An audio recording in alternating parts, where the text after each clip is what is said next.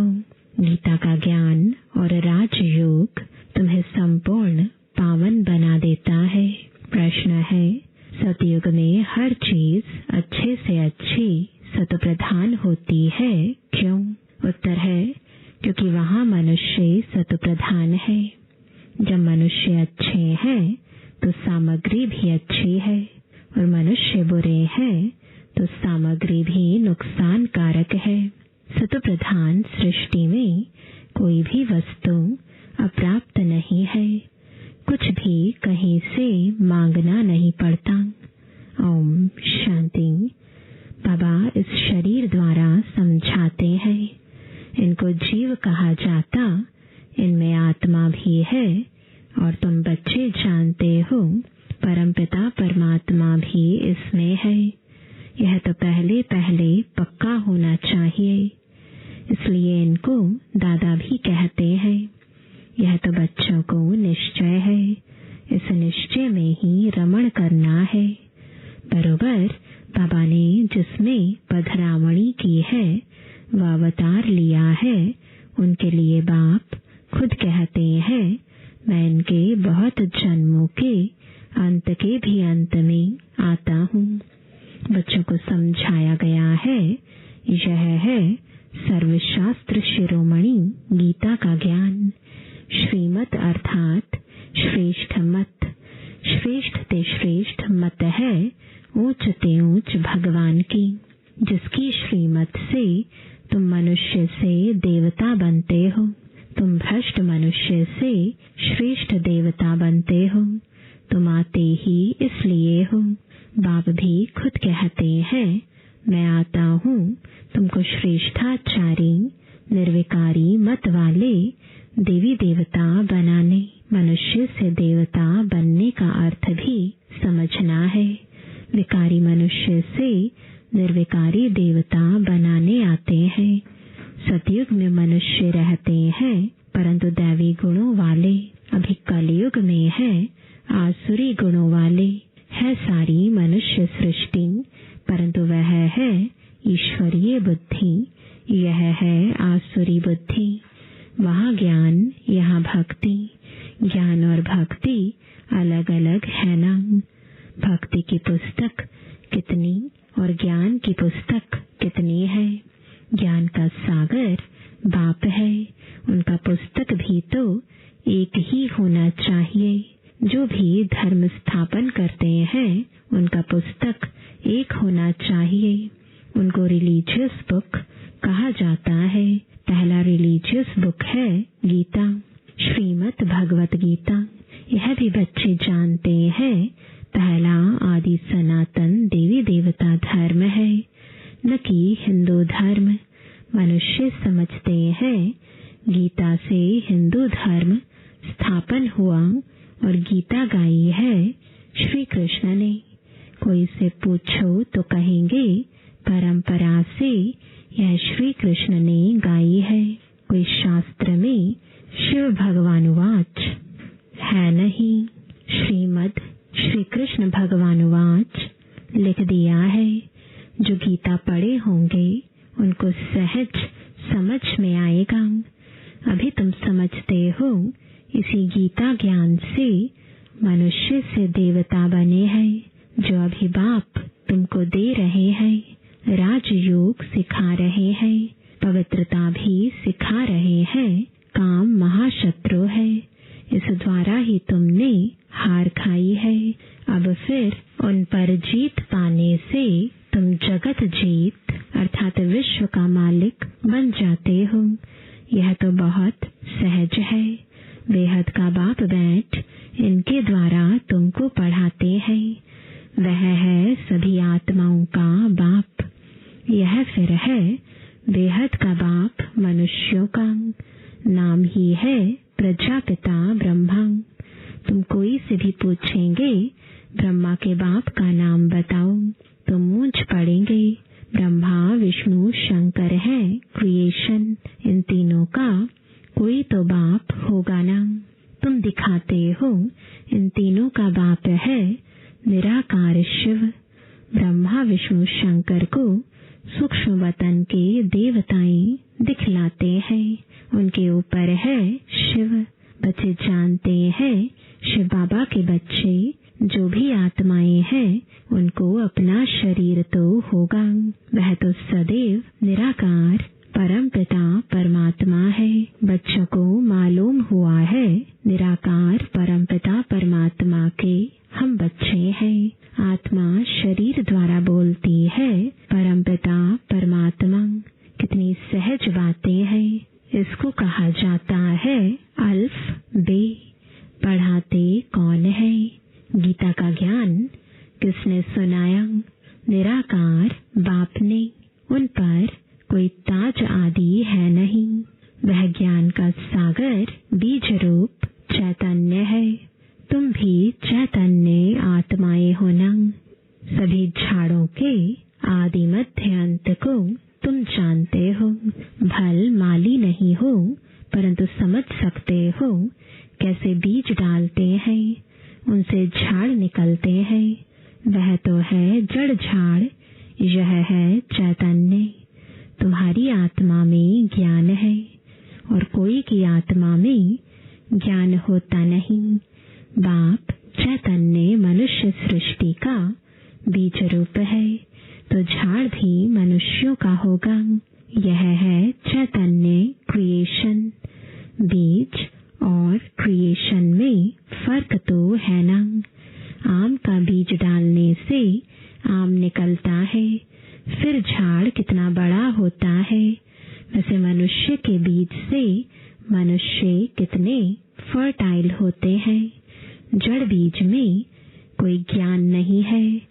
यह तो चैतन्य बीज रूप है। उनमें सारे सृष्टि रूपी झाड़ का ज्ञान है कि कैसे उत्पत्ति, पालना, फिर विनाश होता है। यह बहुत बड़ा झाड़ खलास हो, फिर दूसरा नया झाड़ कैसे खड़ा होता है। यह है गुप्त। तुमको ज्ञान भी गुप्त मिलता है। बाप भी गुप्त आए हैं। तुम जानते हो यह कलम लग रहा है। अभी तो सब पतित बन गए हैं। अच्छा, बीज से पहले पहले नंबर में जो पत्ता निकला वह कौन था? सतयुग का पहला पत्ता तो श्री कृष्ण को ही कहेंगे, लक्ष्मी नारायण को नहीं। नया पत्ता छोटा होता है, पीछे बड़ा होता है। तो इस बीज की कितनी महिमा है। यह तो चैतन्य है ना। फिर पत्ते भी निकलते हैं, उन्हों की महिमा तो होती है। अभी तुम देवी देवता बन रहे हो, दैवी गुण धारण कर रहे हो। मूल बात ही यह है कि हमको दैवी गुण धारण करने हैं। इन जैसा बनना है। चित्र भी है। यह चित्र न होते तो बुद्धि में ज्ञान ही नहीं आता। यह चित्र बहुत काम में आते हैं। भक्ति मार्ग में इन चित्रों की भी पूजा होती है और ज्ञान मार्ग में इन चित्रों से तुमको ज्ञान मिलता है कि ऐसा बनना है। भक्ति मार्ग में ऐसे नहीं समझते कि हमको ऐसा बनना है। भक्ति मार्ग में मंदिर कितने बनते हैं। सबसे जास्ती मंदिर किसके होंगे? जरूर शिव बाबा के होंगे जो बीज रूप है। फिर उसके बाद पहली क्रिएशन के मंदिर होंगे। पहली क्रिएशन यह लक्ष्मी नारायण है।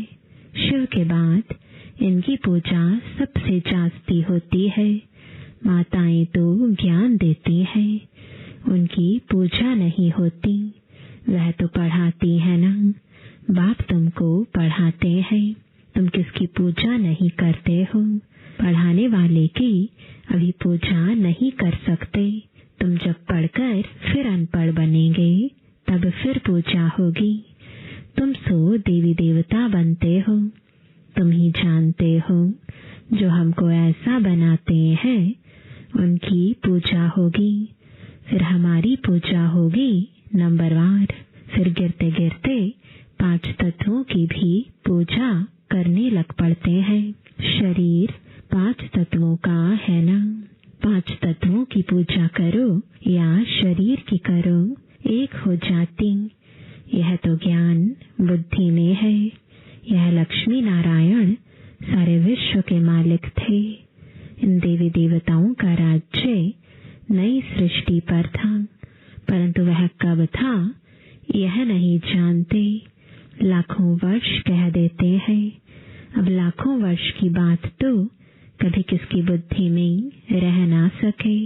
अभी तुमको स्मृति है, हम आज से 5000 वर्ष पहले आदि सनातन देवी देवता धर्म के थे। देवी देवता धर्म वाले फिर और धर्मों में कन्वर्ट हुए हैं।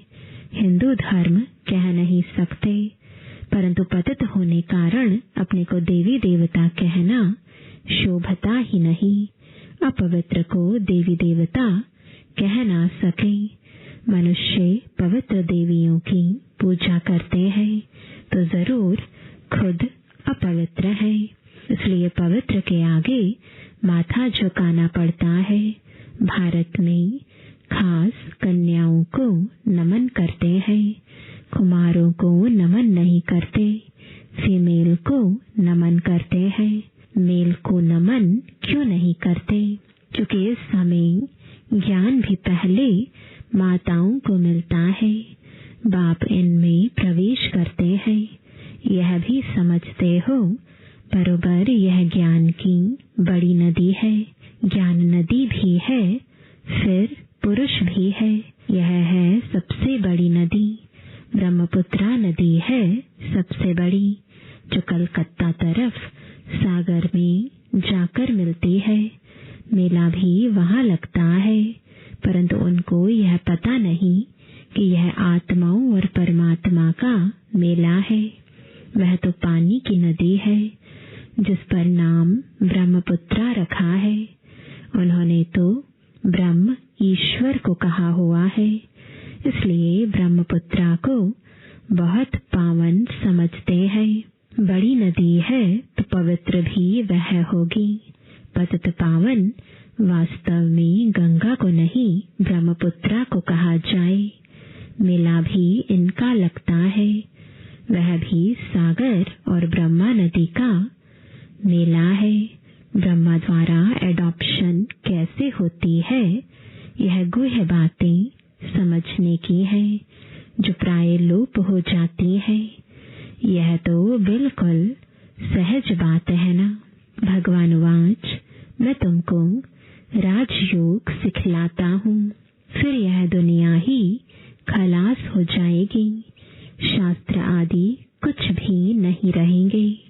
फिर भक्ति मार्ग में यह शास्त्र होते हैं, ज्ञान मार्ग में शास्त्र होते नहीं।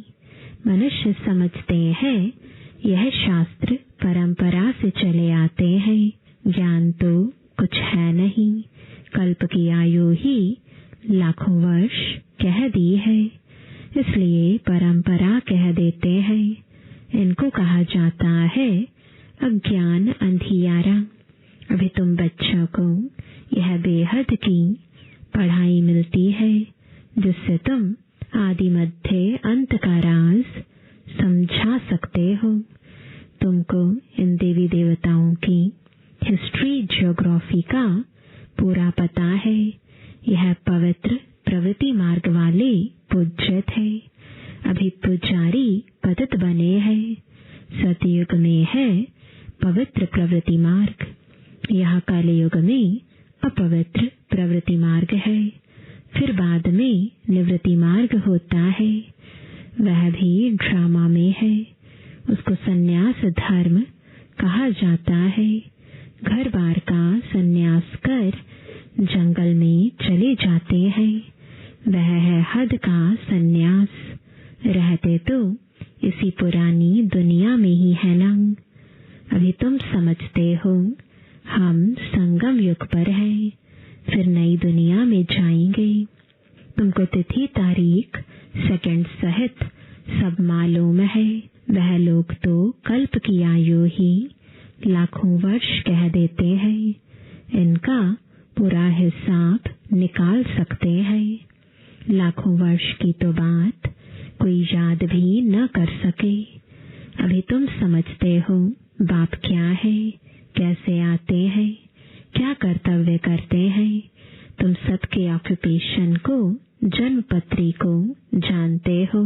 बाकी झाड़ के पत्ते तो ढेर होते हैं, वह गिनती थोड़े ही कर सकते हैं। इस बेहद सृष्टि रूपी झाड़ के कितने पत्ते हैं।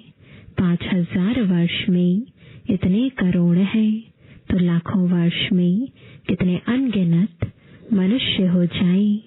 भक्ति मार्ग में दिखाते हैं, लिखा हुआ है सतयुग इतने वर्ष का है, त्रेता इतने वर्ष का है, द्वापर इतने वर्ष का है।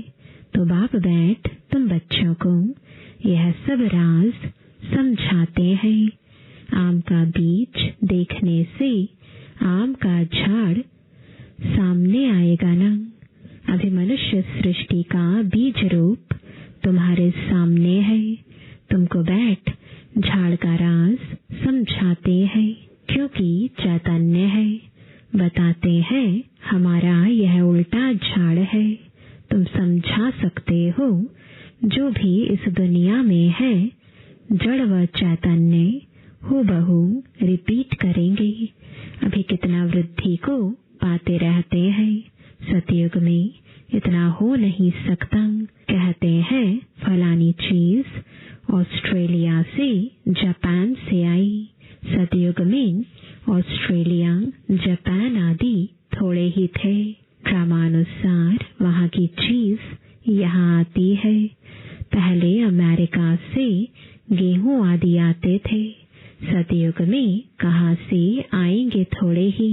वहाँ तो है ही एक धर्म, सब चीजें भरपूर रहती हैं। यहाँ धर्म वृद्धि को पाते रहते हैं, तो उनके साथ सब चीजें कम होती जाती हैं। सतयुग में कहाँ से मंगाते नहीं हैं। अभी तो देखो कहाँ कहाँ से मंगाते हैं। मनुष्य पीछे वृद्धि को पाते गए हैं। सतयुग में तो अप्राप्त कोई वस्तु होती नहीं। वहाँ की हर चीज सतु प्रधान बहुत अच्छी होती है। मनुष्य ही सतु प्रधान है। मनुष्य अच्छे हैं तो सामग्री भी अच्छी है। मनुष्य बुरे हैं तो सामग्री भी नुकसानकारक है। साइंस की मुख्य चीज है एटॉमिक बॉम्ब्स, जिससे इतना सारा विनाश होता है। कैसे बनाते होंगे।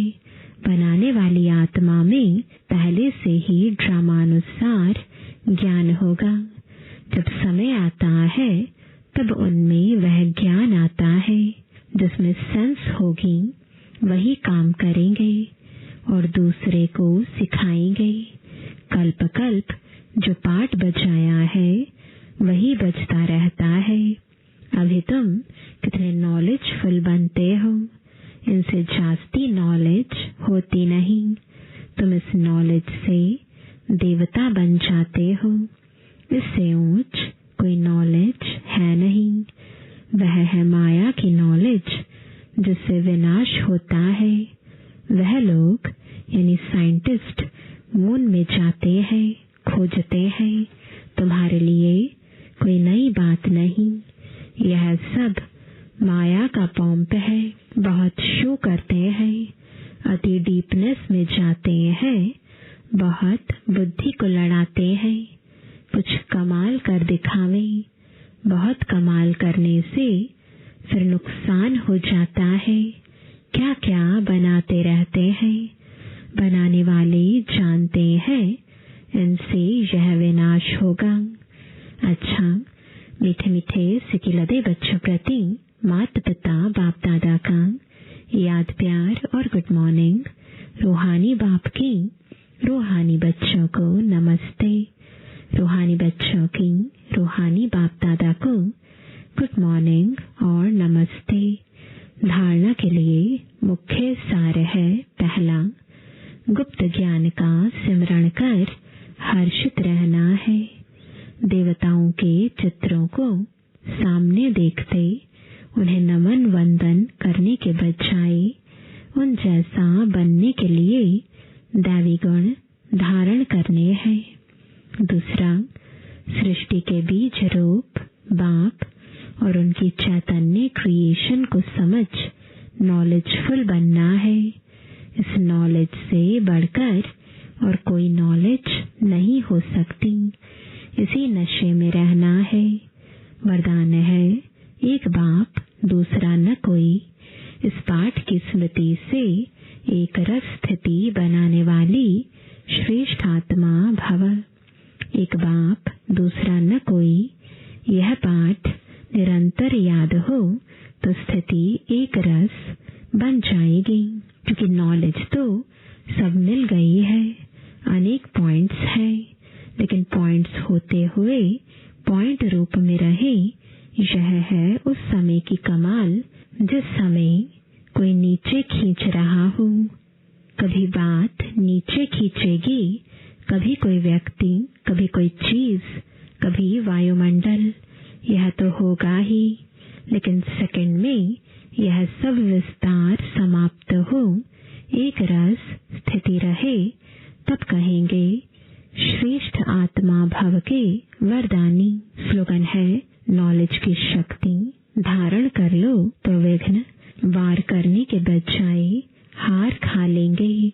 आज का अव्यक्त इशारा, इस अव्यक्ति मास में बंधन मुक्त रहे जीवन मुक्त स्थिति का अनुभव करो। अभी आप सब ऐसे मुक्त बन मास्टर मुक्ति दाता बनो जो सर्व आत्माएं प्रकृति भक्त मुक्त हो जाएं। अभी ब्रह्मा बाप इसी एक बात में डेट कॉन्शियस है कि मेरा एक एक बच्चा कब जीवन मुक्त बनेगा।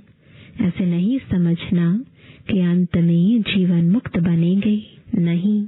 बहुत काल से जीवन मुक्त स्थिति का अभ्यास बहुत काल जीवन मुक्त राज्य भाग्य का अधिकारी बनाएगा।